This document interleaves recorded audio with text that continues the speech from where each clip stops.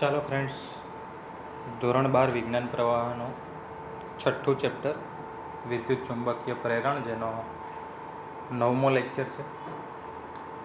આગળના લેક્ચરમાં આપણે એસી જનરેટર વિશે અભ્યાસ કરી ગયા.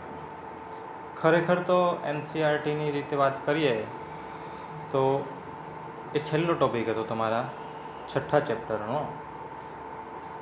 અને હવે જે આપણે નેક્સ્ટ ટૉપિક જોઈ રહ્યા છીએ તે એકચ્યુઅલી 7મા ચેપ્ટરમાં આપ્યો છે. પણ મને એવું લાગે કે એ 7મા ચેપ્ટરમાં જોવું એના કરતાં અહીંયા જોઈ લેવો વધારે યોગ્ય લાગ્યો, માટે મેં આ ચેપ્ટરમાં એને ઇન્ક્લુડ કરી લીધો છે. એલસી ઓસિલેટર એટલે કે એલસી દોલક. મિત્રો,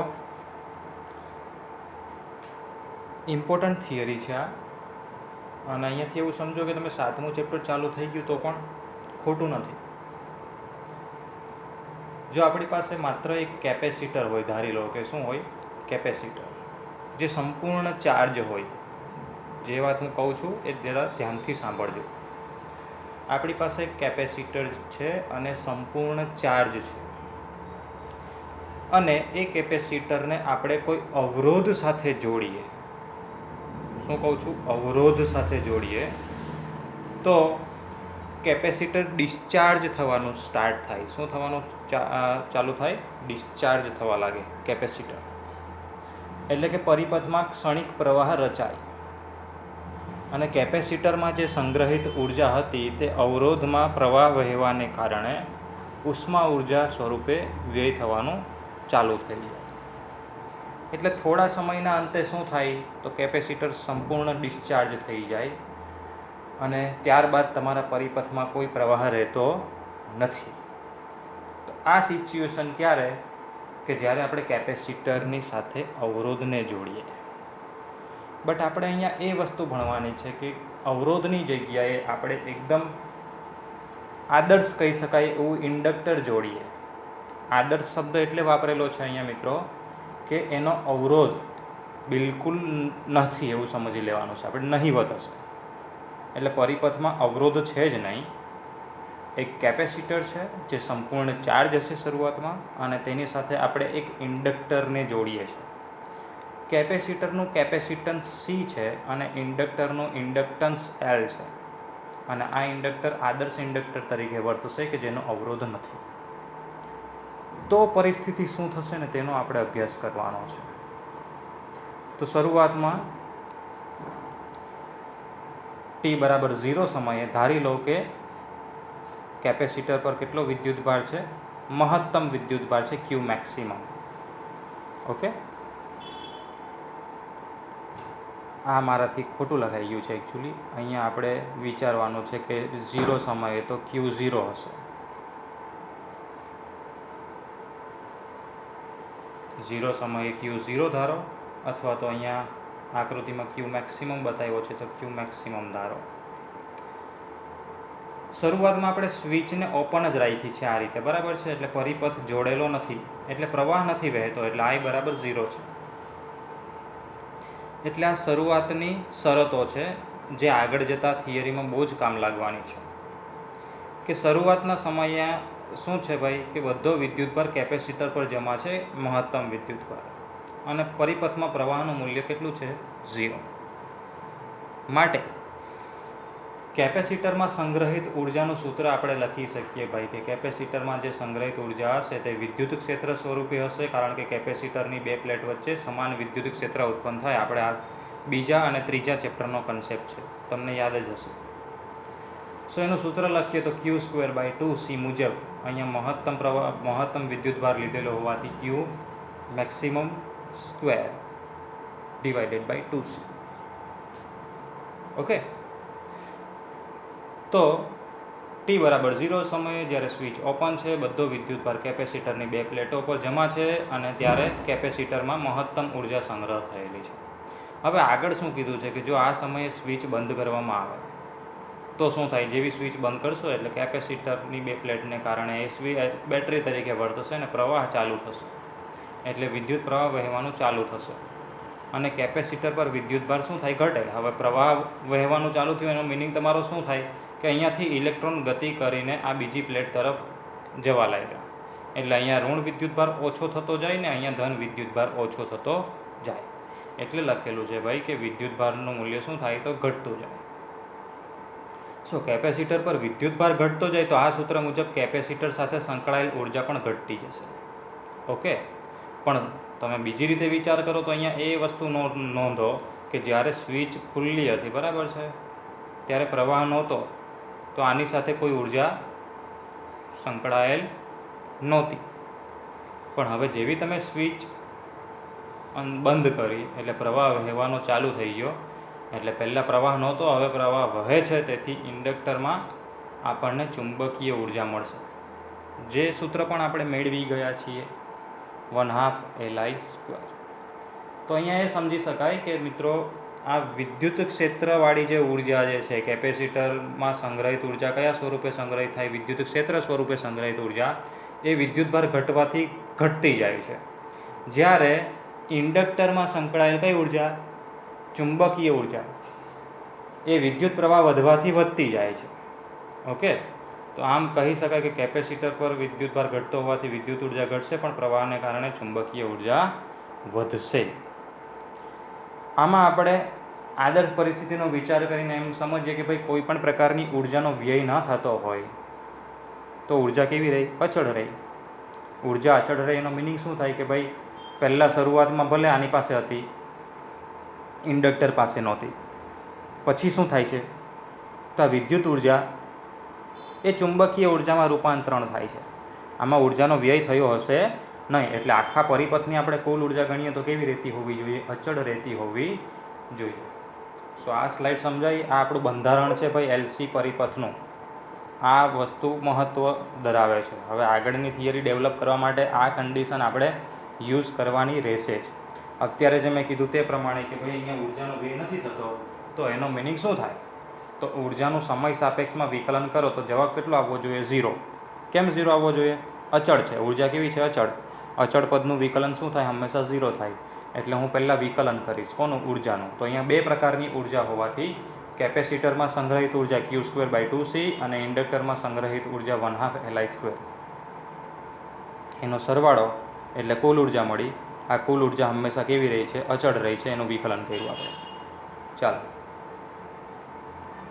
જમણી બાજુ 0 નથી લખ્યો, પણ તમારે ઉર્જા અચળ છે એટલે જમણી બાજુ 0 લખાશે બધા સ્ટેપમાં. આગળ વધીએ તો શું કરી શકાય મિત્રો? સો અહીંયા બે પદ છે તો બંનેને આપણે સેપરેટલી લખ્યા છે. સેપરેટ લખતા તો આવડશે ને મિત્રો? અહીંયા કેપેસિટન્સનું મૂલ્ય અચળ એટલે 1/2C વિકલનની બહાર લઈ લીધા છે. અહીંયા ઇન્ડક્ટન્સનું મૂલ્ય અચળ એટલે 1/2 L વિકલનની બહાર લઈ લીધા છે. પહેલા પદમાં વિદ્યુત ભારનું વિકલન અને બીજા પદમાં પ્રવાહનું વિકલન. હવે આ સ્ટેપ સમજતો મિત્રો, અહીંયા તમારે ગણિતમાં વિકલનમાં આવતો ચેઇન રૂલ, સાંકળનો નિયમ વાપરવાનો છે. કેમ વાપરવાનો છે? સમય સાપેક્ષમાં વિકલન છે અને બંને રાશિ સમય પર કઈ રીતે આધાર રાખે છે તે તમને ખબર જ નથી. વિદ્યુત ભાર અને પ્રવાહ એ સમય પર આધારિત છે કે નથી અને રાખે તો કઈ રીતે તમને ખબર નથી. એના માટે થઈને એનું વિકલન ડાયરેક્ટ સમય સાપેક્ષમાં ના થાય, તો એવા સંજોગોમાં તમારો ગણિતમાં વિકલનનો નિયમ એવું કે જો આવી કોઈ રાશિ હોય કે જેનું બીજી રાશિ સાપેક્ષમાં વિકલન શક્ય ના હોય તો આ રીતે કરી શકાય. શું કર્યું છે? ક્યુનું કરવાનું છે તો ક્યુની સાપેક્ષમાં તો થાય જ, પણ આપણે DQ ભાગ્યા કહેવાય તો DQ વડે ગુણવું પડે. એવી જ રીતે અહીંયા DTની સાપેક્ષમાં નહીં થાય, પણ વિદ્યુત પ્રવાહનું કરવાનું છે તો વિદ્યુત પ્રવાહની સાપેક્ષમાં તો થાય જ. બરાબર છે? તો DI વડે ભાગ્યું તો DI વડે ગુણ્યું, એટલે જો પદ એનું એ જ આવી જાય. આ ઉપરના પદને તમે DQ વડે ભાગ્યું અને ગુણ્યું, અને અહીંયા DI વડે ગુણ્યું અને ભાગ્યું. બાકી D/dt તો છે જ, અને Q² છે, અહીંયા I² છે, એટલે પદ એનું એ જ છે. માત્ર કહેવા શું માગું છું? જેની સાપેક્ષમાં થાય એની સાપેક્ષમાં કરવાનું, પણ એના વડે કરીએ એટલે ભાગ્યું કહેવાય, એના વડે ફરી પાછું ગુણી કાઢવાનું, એવું જ અહીંયા. ચાલો આગળનું સ્ટેપ તો 1/2C એઝ ઇટ ઇઝ. આ ક્યુના વર્ગનું વિકલન 2Q થાય. એ તો બહુ સહેલું છે, તમને આવડે. અને dq/dt એઝ ઇટ ઇઝ. પછી અહીંયા 1/2 L એઝ ઇટ ઇઝ, આઈ સ્ક્વેરનું શું થાય, 2i થાય ઇન્ટુ di/dt. ઓકે, એટલે સમીકરણ આપણું આવું આવી ગયું, 1/2c into 2q dq/dt plus 1/2L into 2i di/dt. મિત્રો અહીંયાથી 2 બંને પદમાંથી કેન્સલ થાય છે, જો છેદમાં પણ છે ને અંશમાં પણ છે. તો અહીંયા શું વધશે, q/c વધશે ને અહીંયા શું વધશે, li વધશે. સો નેક્સ્ટ સ્ટેપ મેં હજુ એનું એ જ રાખ્યું છે. બીજી સ્લાઇડમાં જવા માટે તમને કદાચ ખ્યાલ ના આવતો હોય તો હવે કેન્સલ કરો. જો 2 કેન્સલ કરશો એટલે પહેલું પદ શું આવશે, q/c dq/dt આવશે. અને બીજું પદ શું આવશે, તો બીજા પદમાંથી 2 કેન્સલ થાય તો li જ બચશે, li di/dt is equal to 0.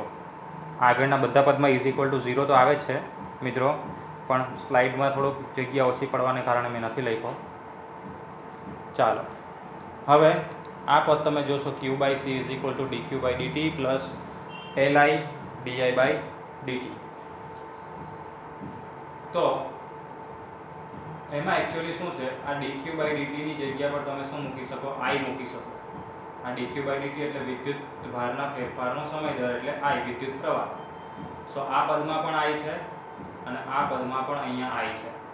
આ બંને i જે છે તેને આપણે જમણી બાજુ લઈ જઈએ તો 0 ની છેદમાં જાય, અને આ બંને i 0 ની છેદમાં જશે તો 0 થઈ જશે.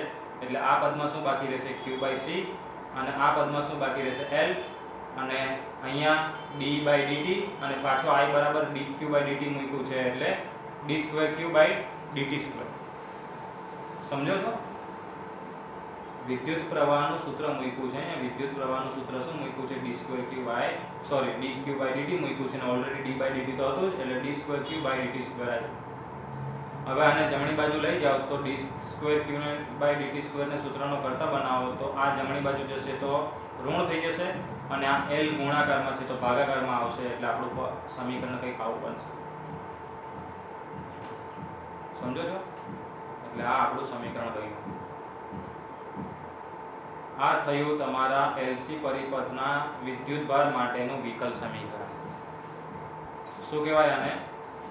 LC પરિપથના વિદ્યુતભાર માટેનું વિકલ સમીકરણ છે મિત્રો. અહીંયા સુધી પૂછાઈ શકે થિયરી કે ભાઈ LC પરિપથની ચર્ચા કરી, એના વિદ્યુતભાર માટેના વિકલ સમીકરણનું સૂત્ર મેળવો અથવા તો વિકલ સમીકરણ મેળવો, તો તમારે આ પ્રારંભિક શરતો વિચારીને આ પરિપથ દોરવાનો મિત્રો. શરૂઆતમાં કેપેસિટરને ફૂલ ચાર્જ બતાવવાનો, ત્યારબાદ સ્વિચ ઓન કરીને પ્રવાહની હાજરી બતાવવાની, ને પછી ચુંબકીય ઉર્જાનું સૂત્ર મૂકવાનું. અને અહીંયા ઉર્જાનો વ્યય નથી થતો માટે તમારે શું કરવાનું, કુલ ઉર્જા અચળ રહી વાળો કોન્સેપ્ટ વાપરવાનો. કુલ ઉર્જા એટલે કેપેસિટરની પ્લસ ઇન્ડક્ટરની. અને પછી શું કરવાનો, જો અચળ રહેતી હોય તો એનું વિકલન કેટલું બતાવવાનું, 0 બતાવવાનું. અને પછી વિકલન કરવા માટેના આ બધા સ્ટેપ છે, તમારી પાસે PDF આવે તેમાંથી ઉતારી લેજો, બાકી અત્યારે પોઝ કરીને ઉતારી શકો. અને ફાઇનલી આ ઇક્વેશન લાવવાનું છે તમારે. આ LC પરિપથ માટે વિદ્યુતભારનું વિકલ સમીકરણ છે. આ સમીકરણ જેવું જ સમીકરણ આપણે સરળ આવર્ત ગતિમાં જોઈ ગયેલા હતા. કયા ધોરણમાં? 11મા ધોરણમાં. સરળ આવર્ત ગતિનું સમીકરણ હતું d2x/dt² = -ω²x. આ બંને સમીકરણોને મિત્રો સરખાવશો ને તો તમને આઈડિયા આવશે કે અહીંયા x ની જગ્યાએ કોણ છે, તો વિદ્યુતભાર છે. x ની જગ્યાએ કોણ છે, વિદ્યુતભાર છે. તો આ માઇનસ માઇનસ કેન્સલ થાય, x ની જગ્યાએ વિદ્યુતભાર આવી ગયો તો અહીંયા બચ્યું શું, 1/LC બચ્યું, અને અહીંયા શું બચ્યું, ω² બચ્યું. એટલે તમને ω² નું સૂત્ર મળ્યું કે મિત્રો ω² = શું આવ્યું, તો 1/LC આવ્યું. શું આવ્યું? 1/LC. એટલે એનું વર્ગમૂળ કાઢો તો ω = જો અહીંયા સૂત્ર લખ્યું છે મેં 1/√LC. કારણ કે ω² શું આવ્યું, 1/LC. તો એનું વર્ગમૂળ કાઢો તો ω = 1/LC થાય. અને આ પ્રકારના વિકલ સમીકરણોનો ઉકેલ આપણે 11મા ધોરણમાં ચર્ચા કરી ગયેલા હતા કે આ જ પ્રકારનો આવશે, a cos ωt + phi અથવા તો a sin ωt + phi જેવો. બરાબર છે? તો અહીંયા આપણે ઉકેલ મેળવવાની કોશિશ કરીએ તો આપણે ધારવો પડે કે આપણા સમીકરણનો ઉકેલ પોસિબલ શું છે, વિદ્યુતભારનું સમીકરણ છે ને એટલે વિદ્યુતભાર મળે. આ સ્થાનાંતરનું હતું એટલે સ્થાનાંતર મળતું હતું, બરાબર છે, જ્યાં a એટલે મહત્તમ કંપ વિસ્તાર. એવી રીતે આપણે જો q નું અહીંયા વિદ્યુતભાર છે તો q નું સમીકરણ ધારીએ તો q બરાબર q0 cos ωt + 5 હોવું જોઈએ. શું હોવું જોઈએ? q બરાબર q0 cos ωt + 5, જ્યાં q0 એ અચળાંક થયો અને 5 એ પણ અચળાંક થયો. ઓમેગાની વેલ્યુ તો આપણને ખબર જ છે. ઓમેગાની વેલ્યુ કેટલી છે? 1/√LC, એટલે આની વેલ્યુ ખબર છે, બરાબર છે. તો અચળાંક તરીકે કોની વેલ્યુ થઈ? જેવી રીતે અહીંયા કંપ વિસ્તાર આવે છે એવી રીતે અહીંયા q0 છે અને અહીંયા કડા આવતી હતી એવી રીતે અહીંયા પણ કડા છે 5. તો આ બંને અચળાંકો છે જે આપણે શોધવાના બાકી છે. આપણે ઉકેલ માત્ર ધારી લીધેલો છે કે આવો કોઈ ઉકેલ હોઈ શકે, પણ હજુ પ્રોપર ઉકેલ પર આપણે આવ્યા નથી. આપણે ખાલી અંદાજો લગાવ્યો છે કે આવો હોઈ શકે. આવું કામ આપણે ક્યારે કરેલું હતું? મે બી 11મા ધોરણમાં પણ આપણે દોલનોવાળા ચેપ્ટરમાં આ પ્રકારનું કામ કરી ગયેલા કે તમારી પાસે વિકલ સમીકરણ હોય તો એનો ઓપ્શન જ નથી. તમારે આ પ્રકારના વિધેય ધારી લેવાના અને પછી ઉકેલ મેળવવાનો, જે આજે પણ આપણે કરશું. સો વિકલ સમીકરણનો ઉકેલ આપણે કઈ રીતે મેળવી શકીએ? તો પ્રારંભિક શરતોના આધારે મેળવી શકીએ. પ્રારંભિક શરતો ફરી પાછી યાદ કરાવી દઉં કે ભાઈ 0 સમયે વિદ્યુતભારનું મૂલ્ય મહત્તમ હતું અને પ્રવાહ 0 હતો, બરાબર છે. આ શરતોને આપણે વાપરવાની છે. જો પહેલી શરત કઈ થઈ? પહેલી શરત એ થઈ કે વિદ્યુતભાર મહત્તમ હતો અને બીજી શરત કઈ થઈ કે પ્રવાહ 0 હતો. તો તમને ખબર છે વિદ્યુતભારનું મૂલ્ય હો ખબર છે અને પ્રવાહનું મૂલ્ય પણ ખબર છે. ક્યારે ખબર છે? 0 સમયે. ધ્યાન આપજો મિત્રો, શું કહું છું હું તમને? શરૂઆતના સમયે વિદ્યુતભારનું મૂલ્ય પણ તમે ધારેલું છે અને પ્રવાહનું મૂલ્ય પણ ધારેલું છે. એટલે ઓલરેડી તમને ખબર છે કે શરૂઆતમાં વિદ્યુતભાર બધો કેપેસિટર પર હતો એટલે મહત્તમ હતો અને ત્યારે આપણે સ્વિચ ઓન નહોતી કરી એટલે પ્રવાહ 0 હતો. સો આ બે વેલ્યુ જે ખબર છે એને સારા પેલી વાપરવાની. આપણે સમીકરણનો ઉકેલ શું ધાર્યો છે? આ ધાર્યો છે q બરાબર q0 cos ωt + 5. હવે આ વિદ્યુતભારનું સમીકરણ છે તો વિદ્યુતભારનું સૂત્ર મૂકી દેવા, જે t બરાબર 0 મૂકો અને q બરાબર q મેક્સિમમ. તો જો q ની જગ્યાએ મેં શું મૂક્યું? q મેક્સિમમ મૂકી દીધું, બરાબર છે. બાકીનું બધું એઝ ઇટ ઇઝ છે. t ની જગ્યાએ કેટલા મૂકવાના છે આપણે? 0, એટલે આ પદ 0 થઈ જાય. t બરાબર 0 મૂકો એટલે આ પદ 0 થઈ જાય, એટલે માત્ર વધે cos 5, બરાબર. એટલે તમને મળ્યું q મેક્સિમમ બરાબર q0 cos 5. આને આપણે અત્યારે સમીકરણ કોઈ આપવું હોય તો આપી દેવાનું. હવે બીજી શરત વાપરવાની છે. હવે બીજી શરતમાં કોનું મૂલ્ય ખબર છે? પ્રવાહનું. એટલે આપણે વિદ્યુતભારનું જે સમીકરણ ધાર્યું એના પરથી કોનું સૂત્ર મેળવવાનું? પ્રવાહનું. તો વિદ્યુતભારનું જે સૂત્ર આપણે ધારેલું છે એનું વિકલન કરો ને મિત્રો તો તમને પ્રવાહનું સૂત્ર મળે. એટલે તમારે q નું વિકલન કરવાનું. કોની સાપેક્ષમાં? સમયની સાપેક્ષમાં. તો આપણે q નું વિકલન કર્યું સમય સાપેક્ષમાં એટલે પ્રવાહ મળશે. આનું વિકલન કરો એટલે q0 એઝ ઇટ ઇઝ. આ cos ની અંદર t ની સાપેક્ષમાં વિકલન કરીએ છીએ તો t ની સાથે શું છે? ઓમેગા. તો ઓમેગા આપણને ગુણાકારમાં આવશે. cos નું વિકલન માઈનસ એટલે -sin. ઓકે, તો આ વિકલન જે કર્યું તે તમને ખ્યાલ આવતો હશે. cos નું -sin છે એટલે અહીંયા માઈનસ ચિહ્ન પણ છે અને sin વિધેય થઈ ગયું. q0 as it is. Omega ગુણાકારમાં આવશે અને આ જે કડા છે તે બેઠી જ રહેશે. સો આપણને કોનું સૂત્ર મળ્યું? પ્રવાહનું. હવે શરતો વાપરો. જો પ્રવાહ કેટલો છે? 0. તો ડાબી બાજુ શું મુકાશે? 0 મુકાશે અને જમણી બાજુ t બરાબર કેટલા લેવાના? તો t બરાબર 0 લેવાના. એટલે શું આવશે? Minus as it is q0 omega as it is sin. આ પદ 0 થઈ ગયું એટલે ઓન્લી 5. એટલે 0 = -q0 ઓમેગા sin 5. આ પદમાં ખાસ ધ્યાન રાખજો. નેક્સ્ટ સ્લાઇડમાં આના પર જ આપણે ફોકસ રાખવાનો છે હમણાં. ચાલો, એટલે આવું મળ્યું છે આપણને 0 બરાબર -q0 ઓમેગા sin 5. ઓકે, આ પદ 0 ક્યારે હોય? જ્યારે sin ની વેલ્યુ 0 થાય. sin 5 બરાબર 0 થવા જોઈએ. હવે sin 5 ક્યારે 0 થાય? 5 0 હોય તો sin 0 0 થાય ને, એટલે 5 બરાબર કેટલા હોવા જોઈએ? 0 હોવા જોઈએ. એટલે તમને એક અચળાંક મળી ગયો અહીંયા. 5 ની વેલ્યુ મળી ગઈ. 5 બરાબર કેટલા હશે? 0 હશે. આ જે 5 ની વેલ્યુ છે તમે આયરા સમીકરણમાં મૂકી દો. આપણે જે આગળ જોઈ ગયા ત્યાં આને મેં કીધેલું ને કે કોઈ સમીકરણ નંબર આપી દો તો આમાં 5 ની વેલ્યુ મૂકી દો. તો આપણો q મેક્સિમમ હતો q0 cos 5. એમાં q મેક્સિમમ બરાબર q0 cos 0 થશે. cos 0 1 એટલે q મેક્સિમમ બરાબર q0. એટલે આપણને બીજો અચળાંક પણ મળી ગયો મિત્રો. અહીંયા q0 પણ મળી ગયો. એટલે આ સ્લાઇડમાં તમને 5 અચળાંકની વેલ્યુ પણ મળી ગઈ છે અને q0 ની વેલ્યુ પણ મળી ગઈ છે. જો ફરી પાછા આ બે અચળાંક હતા જેની વેલ્યુ આપણે શોધવાની હતી, q0 ની અને 5 ની, જે આપણે અહીંયા મેળવી લીધી. q0 ની વેલ્યુ કેટલી મેળવી? q મેક્સિમમ અને 5 ની વેલ્યુ 0 મેળવી આ બંને અચળાંકોની કિંમત આપણે ઉકેલ જે ધારેલો એમાં મૂકી દઈએ. આપણો ઉકેલ આવો ધારેલો હતો q બરાબર q0 cos ωt plus phi. મૂકી દો. q0 ની જગ્યાએ શું મુકાશે? q મેક્સિમમ અને phi ની જગ્યાએ શું મુકાશે? તમારો જે phi ની વેલ્યુ આવી છે તે 0. તો સમીકરણ આપણું થઈ જશે q બરાબર q મેક્સિમમ cos ωt. એટલે વિદ્યુત ભારનું સમીકરણ કોનું વિધેય મળ્યું? cos નું વિધેય મળ્યું. q બરાબર q મેક્સિમમ cos ωt. અને પ્રવાહનું સૂત્ર મેળવવું હોય તો આનું વિકલન કરો. આનું વિકલન કરશો એટલે cos નું માઈનસ સાઇન ઓમેગા આગળ આવશે એટલે પ્રવાહનું સૂત્ર મળશે q maximum omega sin ωt. તમે અહીંયા જોઈ શકો કે વિદ્યુત ભાર અને પ્રવાહ બંને કોના વિધેય આવ્યા? તો કોસાઇન વિધેય આવ્યા એટલે અચળ નથી. શરૂઆતમાં મેં તમને શું કીધેલું કે t બરાબર 0 સમયે t 0 મૂકો એટલે cos 0 કેટલો થાય? cos 0 1 થાય. એટલે વિદ્યુત પ્રવાહ કેવો? વિદ્યુત ભાર કેટલો? મેક્સિમમ. અને sin 0 કેટલા થાય? તો 0 થાય એટલે પ્રવાહ કેટલો?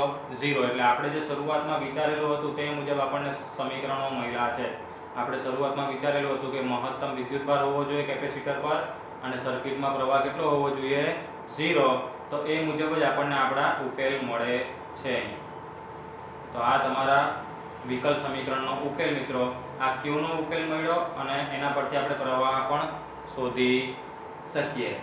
આ સૂત્ર બહુ જ કામના છે મિત્રો એક્ઝામ્પલ ગણવામાં પણ. એટલે આને નેગ્લેક્ટ નહીં કરતા. અને 7મું ચેપ્ટર ખાસો વેઇટેજ ધરાવે છે અને આ ખરેખર 7મા ચેપ્ટરના કન્ટેન્ટ છે.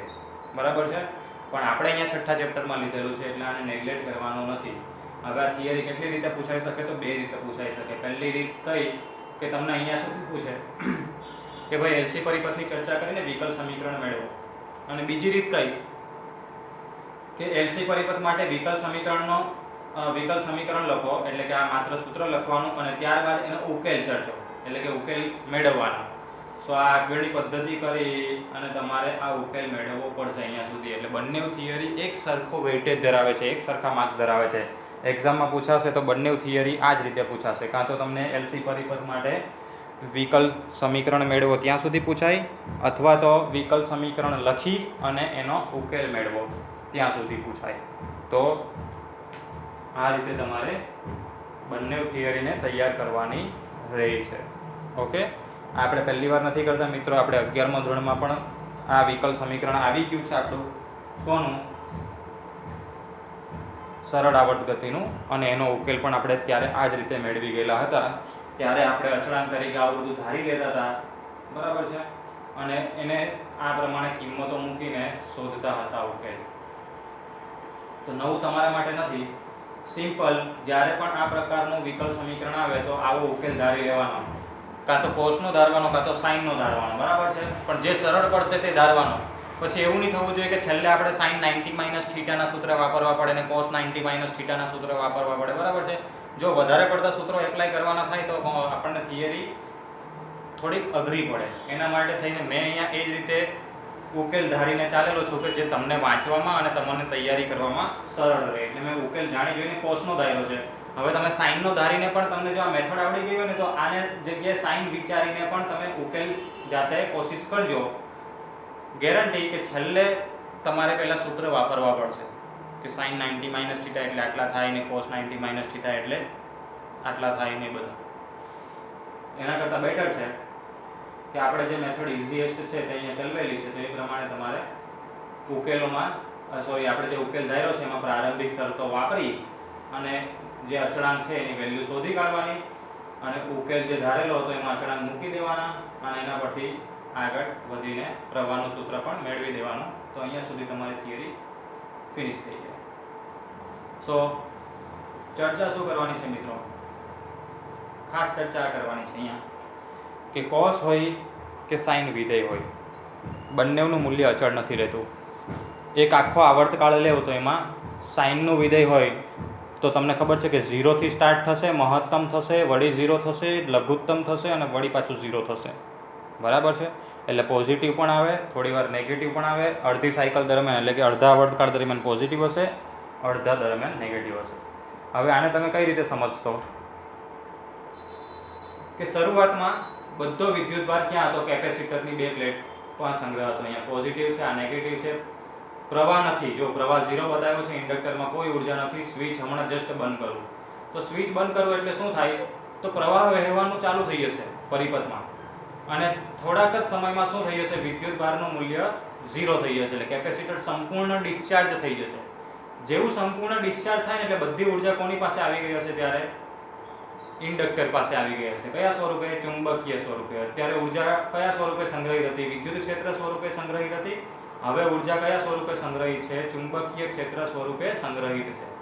વળી પાછું શું થશે ભાઈ કે ઇન્ડક્ટર માંથી ઉર્જા ટ્રાન્સફર થશે પાછી કેપેસિટર પર. એટલે ઇન્ડક્ટર કોને ચાર્જ કરશે? કેપેસિટરને ચાર્જ કરશે. પણ હવે પ્રવાહની દિશા એની એ જ છે એટલે શું થશે? જો પોલારિટી બદલાઈ ગઈ, જે ધન પ્લેટ હતી તે ઋણ થઈ ગઈ છે અને ઋણ પ્લેટ હતી તે ધન થઈ ગઈ છે. ઓકે, એટલે કેપેસિટરની જે બે પ્લેટ હતી એની પોલારિટી બદલાઈ ગઈ. હવે બધી ઉર્જા કોની પાસે આવી ગઈ? પાછી કેપેસિટર પાસે આવી ગઈ. ઇન્ડક્ટરની ઉર્જા કેટલી થઈ ગઈ? શૂન્ય થઈ ગઈ. અને એ જ રીતે વળી પાછું આગળની પ્રક્રિયા ચાલુ થાય તો હવે પ્રવાહ વિરુદ્ધ દિશામાં વહે છે, કેમ કે કેપેસિટરની બે પ્લેટો છે એની પોલારિટી બદલાઈ ગઈ છે. એટલે પેલું શું કહેવાય, પ્રવાહની દિશા બદલાઈ જશે એટલે પ્રવાહ વિરુદ્ધ દિશામાં વહે છે હવે. અને વળી પાછું કેપેસિટર ડિસ્ચાર્જ થશે અને સંપૂર્ણ ઉર્જા કોની પાસે આવી જશે? પાછી ઇન્ડક્ટર પાસે આવી જશે. વળી ઇન્ડક્ટર પાછું કેપેસિટરને ચાર્જ કરશે એટલે પાછી જે શરૂઆતની પરિસ્થિતિ હતી તે તમારી આવી ગઈ કે ઉપરની પ્લેટ ધન થઈ ગઈ, નીચેની પ્લેટ ઋણ થઈ ગઈ. એટલે એકચ્યુઅલી થાય છે શું અહીંયા, તો તમે જોઈ શકો અહીંયા સુધીની આકૃતિ જોઈ હોય તો કેપેસિટરની બે પ્લેટ પર જે વિદ્યુત ભાર હતો, ધારો કે અહીંયા ધન હતો ને અહીંયા ઋણ હતો, તે બદલાઈ ગયો. ઉપર ઋણ જતો રહ્યો, નીચે ધન જતો રહ્યો.